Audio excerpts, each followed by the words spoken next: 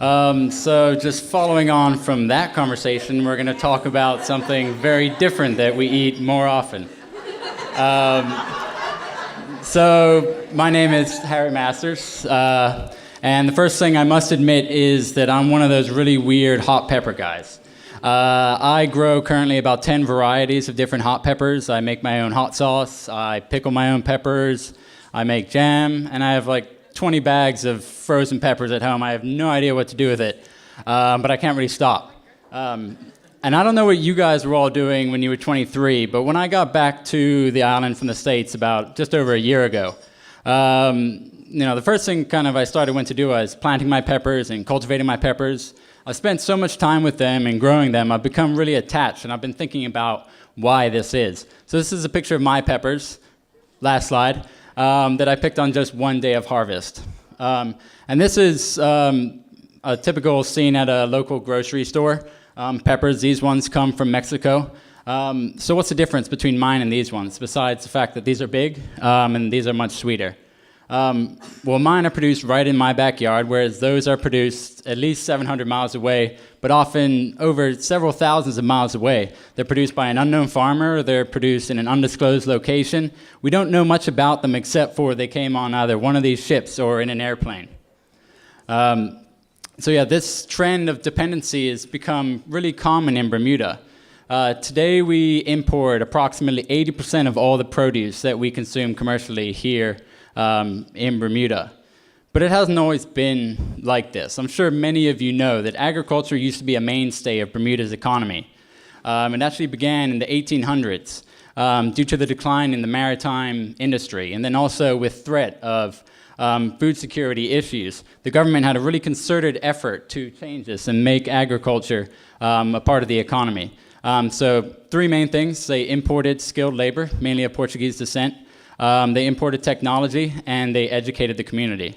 And then by around, throughout the 1900s and mid-1900s, we got really good at growing a number of crops, mainly potatoes, onions, and lilies. And we even carved out an export market, which today seems incredibly inconceivable. I mean, this picture right here shows, offloading the docks, bringing the crops, something we can't even think about. We were actually called the garden market for New York.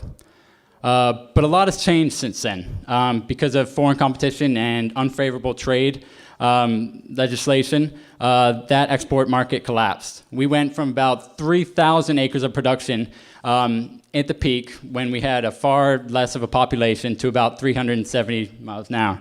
So this slide I put up here because I want to talk about why this is interesting to me, why local food production is something. Growing up as a kid, there's probably one thing that I was really passionate about. It wasn't baseball, it was food. And even though I was quite good at the sport, I think it was the snack time after the games that really kept me coming back and really playing well at baseball, just so they would keep sending me back there. But it was really bad. I mean, this was my favorite aisle in the grocery store.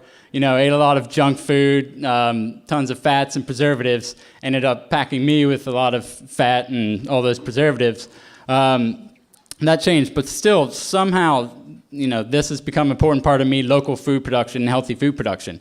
And I think part of it, my mother's back there, but what she would do every evening when I got home from school is she would give me this very basket, and she would tell me, go to the garden, pick what's ripe, and I would do that. And even though I hated whatever she put on the plate that had to do with vegetables, I knew that this was something that's important. It's a part of us as people, and especially as Bermudians. So recently there's a lot of talk about, a lot of doom and gloom statistics about agriculture. It's very pessimistic in Bermuda, mainly due to the decline in land and the aging population. And the government has created a strategy for reviving this. However, the government is very understaffed at this time, and it's really more of I see it as a community-wide initiative. We all have to come together to solve this issue. And we can look at the past to do so, mainly by importing technology and educating our people. So one of the main problems is technology. We use really low-tech methods today. More recently, in the past few decades, hydroponics has come a long way, and that's allowed us to produce much higher yields. We don't have to worry much about weather patterns. Our supply is much more predictable. And this gets us over the issue of lack of land because we can produce much more. I visualize massive, tall, tall vertical gardens using the most advanced technology. And I see this as one of the way forward in Bermuda. And I even did a little rendering with the Bermuda roof. Because I know many people are very sensitive to the Bermuda image, but I think it'll fit right in here in Bermuda. The second major issue is education. We have to educate people about the importance of eating local food. We also have to educate them on how to grow local food. I think that this could have probably the biggest impact on our community. People will know where their food's coming from, they'll be able to control their food, and there'll be a demand for local food. And maybe, just maybe, that they'll be able to enjoy some of the same pleasure that I get when I have a harvest of peppers during the summer. There used to be a concerted effort with our government for education. They gave scholarships, they had pamphlets. And actually, I was just recently working at the Department of Environmental Protection. And I had the luxury of cataloging several hundred historical documents. Not many people would think that this is a great thing to do, I guess, when you're at work. But for me, it was great. I was going through old pamphlets, learning about lilies and onions and cedar trees, and really I had my hands on history. This is a part of us. Agriculture is a massive part of who we are as a people. And I think that I think we're at a time where we can go back to those times. By looking at history, by importing technology, by educating our people, we can get back to those times. But I don't have all the answers. What I can say is that I think it is ripe for a conversation with everybody, stakeholders, government, people, the people with capital, the people that are really good at growing. Everybody needs to come together to solve this issue because it is an issue of national importance. It is a community issue. And we will get there, and we can get there, even if we have to do so one pepper at a time. Thank you.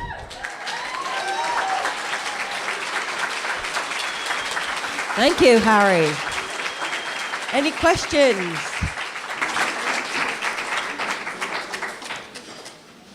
I see over there.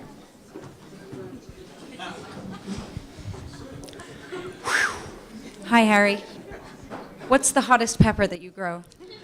The hottest pepper that I currently grow, I'd say my bird chilies are really hot. They're smaller, but they pack a pretty massive punch. I also grow habaneros, I grow Jamaican red hots, I grow jalapenos, hot banana peppers, poblanos, and I'm sorry if I'm forgetting any of them. And El Chacos, that's my other one. But we have a question here. So speaking of education, is there a movement to get schools to have a garden and the children tending to a vegetable garden in each school? Yeah, there is a movement. And I don't know if there's more than one, but I know Green Rock has a Healthy Harvest initiative right now. I actually only really found out about it recently. But they have a Healthy Harvest initiative. And through that, they're encouraging community gardens, and then they're also, through their Eco Schools program, they're encouraging education in the schools, having gardens, teaching kids, how to grow.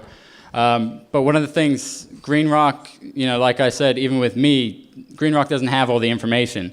They're kind of more of a learning service. They really need people from the community that do have that background in growing to come out and help. And like I said, it's a community issue. We have another question. Hey, Harry. I was just wondering if this would be considered maybe the second step, the first being the peppers. Do you have any plans for a third step of how you want to follow up and maybe garner more commitment from the community? I have all types of ideas. It's kind of hard to control them sometimes.